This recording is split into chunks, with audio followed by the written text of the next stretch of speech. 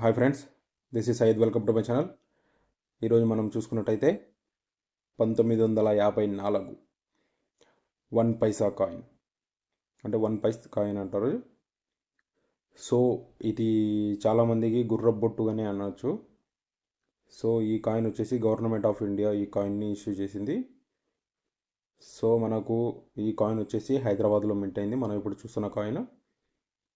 So డీటెయిల్స్లోకి వెళ్ళినట్టయితే మనకు ఈ కాయిన్ వెయిట్ వచ్చేసి 2.92 గ్రామ్స్ వస్తుంది. సో ఈ కాయిన్ వచ్చేసి సర్క్యులేషన్ 1952 నుంచి 1955, అంటే 1950 నుంచి 55 వరకు ఈ కాయిన్ అనేది సర్క్యులేషన్లో ఉంది. సో దీని సైజ్ చూసుకున్నట్టయితే 21 mm వస్తుంది, 0 mm వస్తుంది. థిక్నెస్ 1.14 mm వస్తుంది. సో ఈ కాయిన్ వాల్యుయేషన్ అంటే కన్నా 1 పైసా అంటే కన్నా 1/64, అంటే ₹1 64వ వంతు వస్తుంది. సో మనకు ఈ హైదరాబాద్ మింట్ వచ్చేసి దీని mint mark diamond split vertical టైప్లో వచ్చేస్తుంది. మీకు ఇక్కడ పిక్చర్లో కనబడుతుంది కదా. సో ఆ విధంగా దీని మెటల్ చూసుకున్నట్టయితే బ్రాంజ్, టోటల్ బ్రాంజ్ వస్తుంది.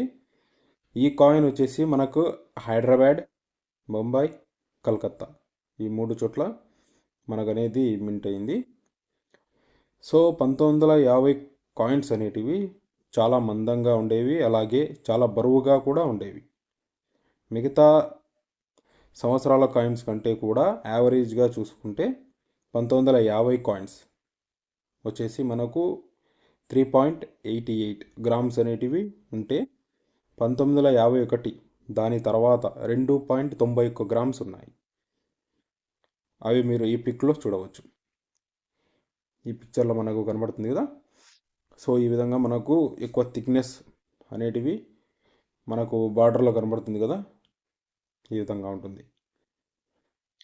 సో ఇంకొకటి మనకు మింట్ మార్క్ మనం ఎలా కనిపెట్టాలి అంటే కనుక మీకు పిక్చర్లో కనబడుతుంది కదా. హైదరాబాద్ మింట్ మార్క్ అయితే మనకు లెస్ దాన్, గ్రేటర్ దాన్ అని 2 విధాలుగా వస్తుంది.